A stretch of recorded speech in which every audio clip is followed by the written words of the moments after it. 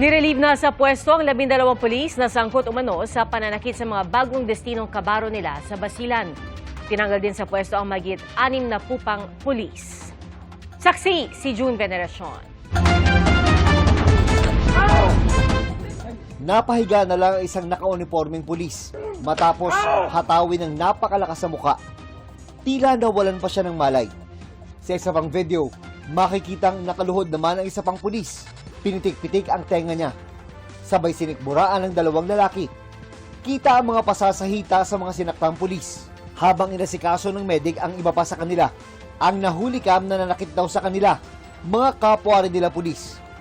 Ayon sa pulisya, nangyari ang insidente sa barracks ng Regional Mobile Force Battalion 14B sa Lamitan noong February 5. Welcome rides daw ito sa mga bagong destinong pulis doon. Bagamat naging bahagi na raw ang tradisyong ito para sa mga bagong destinong pulis, mahigpit na ipinagbabawal ang anumang physical contact. Parte ng welcome rides po nila yung pag sinasabi natin na roll like a barrel. Ito po yung parte ng mga physical exercises na wala pong physical contact. Nandiyan din po yung pag-push up, roll like a barrel, pag-duck walk. Ito po yung mga physical initiations na exercise lang po kung na-considered po siya. Isinailalim sa physical at mental examination ang mga nasaktang PNP personnel. Nasa maayos na silang kalagayan.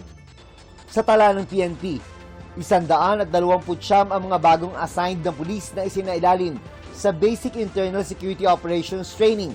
Tukoy na ng mga otoridad ang 12 pulis mula sa Regional Mobile Force Battalion 14B na sangkot sa hazing.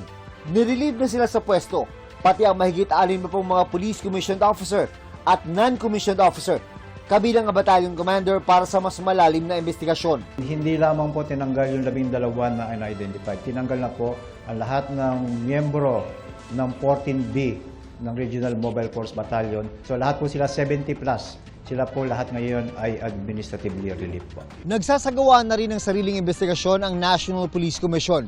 Wala raw po ang anumang uri ng hazing sa PNP. Tiniyak nito ang mabilisang investigasyon. Ayon sa PNP, posibleng maharap sa kasong administratibo at kriminal ang mga sangkot na pulis. Hindi po natin kinokondone and tinotolerate ang mga ganyang klase ng activities. Mananagot po ang dapat managot, makakasuhan po ang dapat makasuhan, and rest assured po na maibibigay po natin yung dapat para doon sa mga victim. Sinusubukan namin kunin ang kanilang panig, maging ang mga biktima. Para sa GMA Integrated News, ako si June Veneracion, ang inyong saksi. Mga kapuso, maging una sa saksi. Mag-subscribe sa GMA Integrated News sa YouTube para sa iba't ibang balita.